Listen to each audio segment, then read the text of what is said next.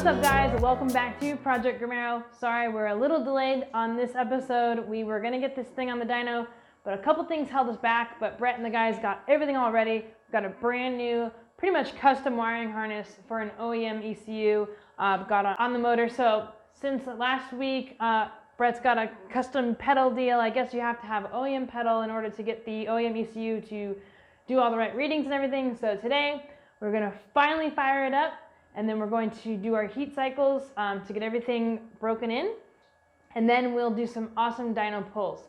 We're thinking that we'll probably be doing dyno pulls tomorrow, just because the guys had spent all day trying to figure out some of the gremlins with getting this whole thing set up. So yeah, we'll show you guys what goes into breaking in the motor, and then tomorrow, it'll all be in one episode, but tomorrow we will then go ahead and do some rip and pulls with this.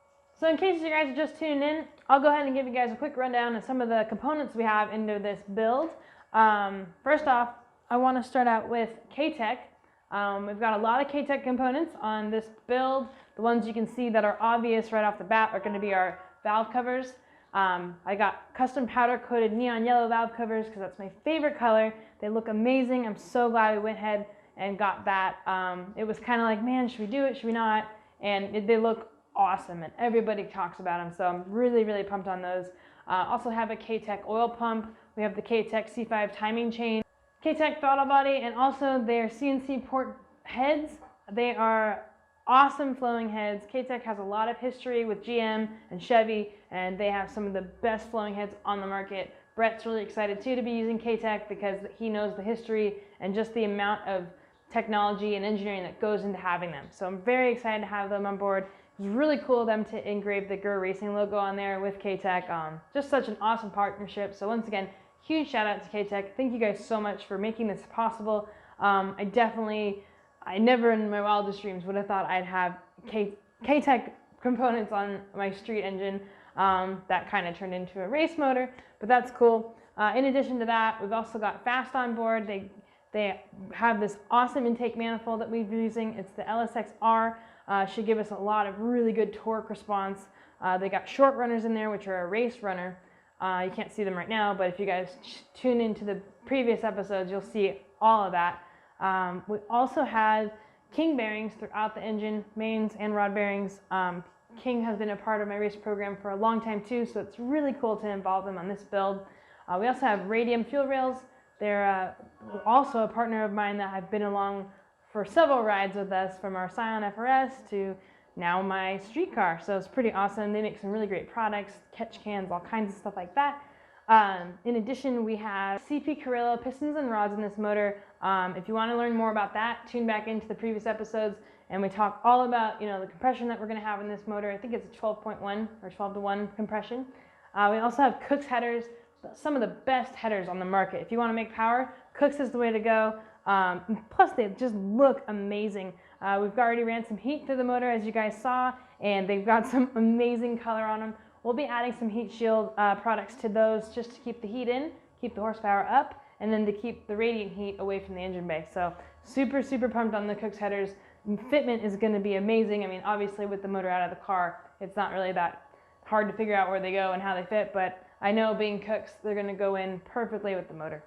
So as you guys know, we also have Lucas oil in all of our engines, including street and race. And so right now we've got their Lucas oil break-in oil in the motor. It's got extra zinc in there to get everything seated and fitted nicely. We'll keep that break-in oil in there until we get on the chassis dyno. And then once we do the chassis dyno pulls, we'll go ahead and drain it and then put some high-performance oil in it, not break-in, but that'll be perfect for us. So huge shout out to Lucas. We'll also toss in some brand new transmission fluid and rear and gear oil. They've got us filled with all the works. We've got power steering fluid from them. Be sure to check them out if you haven't. They've got everything you need, from fluids for your engines, transmissions, cleaning products, gun oil, all kinds of stuff. So shout out to Lucas Oil. And lastly, I just want to say thank you so much to Insane Power. This absolutely would not have happened without Brett and the guys. Insane Power is just a one-stop shop for performance modifications of any kind. They have a full engine machine shop, obviously an engine dyno, 2 chassis dynos, tons of lifts. They're going to be opening their retail store pretty soon, which is going to be awesome. Brett was actually just telling me that if anything comes in that they don't get to use or don't need for a build, if it's under $100, they're going to be putting it on a clearance rack. So when they start to open up that shop, you guys, if you live in Henderson or Las Vegas area, come check them out. Or if you're visiting, you got to come by Insane Power.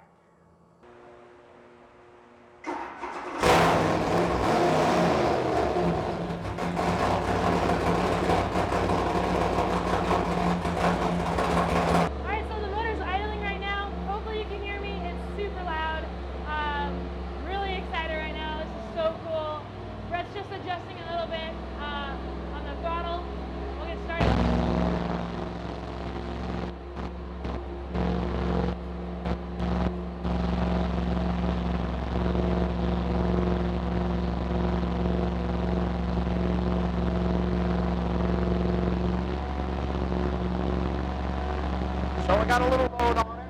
Yeah. We have oil pressure, we have temperature. Okay. That's water temperature? Yeah, that's the water coming out of the motor. Yeah. This is my load right here. So as I drop it down, see the load go down, you'll see RPM go up. Okay. So now I'm adding more load to it. So this would be like if you had your foot on the throttle. Motor's trying to maintain RPM, and I'm putting water against it. Got it. And as you can see, it starts to make my temperature climb. Yeah, I see.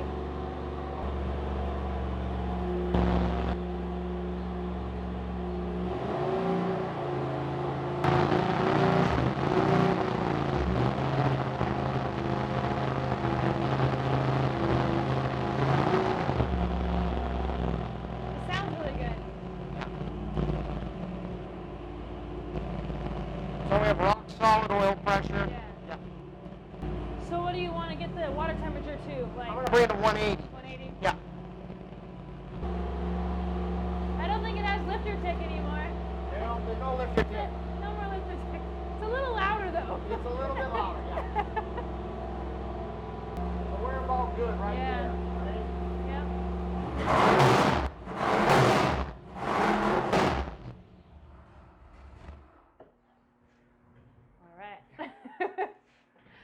Nerve-wracking. Right, it's perfect. No, it's awesome. Huh, bud? Acting like loud, I don't care. He's like, I guess it works. Yeah. So tomorrow now, before you guys get here, we will cut the filter open. We'll do some inspecting on the motor. Cool. Maybe heat cycle it one more time in the morning, and then when you guys get here, yeah, we're going to rip this beast. Cool. Yep. Awesome. All right? Sweet. So, stay tuned, everybody. yeah, we'll be right back, and we'll be... You guys get the quick version. I have to wait like 24 hours. Yeah. You guys get to wait a few seconds, and then we'll be right at it. But yeah, that'll be cool. So all the waiting though has paid off. Oh hell yeah! No, this is awesome. Yeah. I was kind of worried all day. Not worried, but just excited and. You worried? I'm a woman. I worry about everything. Yeah, I know. We like you for it. We get it. I get it. Yeah. All right. So here's the deal. I was at work. Obviously, I'm in my work clothes. And Brett texts me, and he's like, hey, I'm doing dyno pulls right now, so can you get off work early?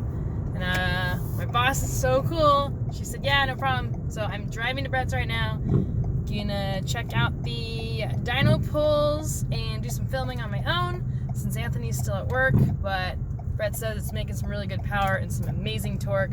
So we are going in the right direction, and I'm super stoked. Can't wait to get there. Be there in about 15 minutes, and I'll get you guys some footage of the dyno. Woo! Okay.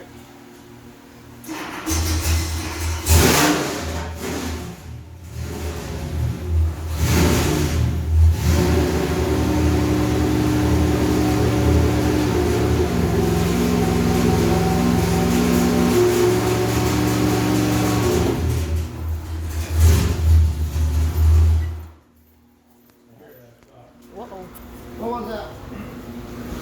One wire not up or something?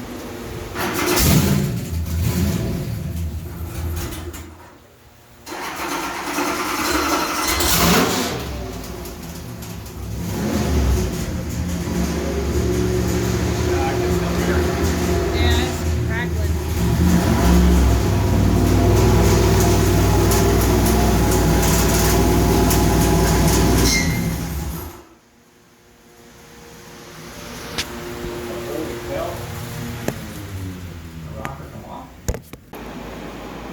here is the exhaust gasket that just came off the motor after 9 pulls. So that was definitely the noise that we were hearing. So we're gonna go ahead and put some OEM gaskets on. Give her a go.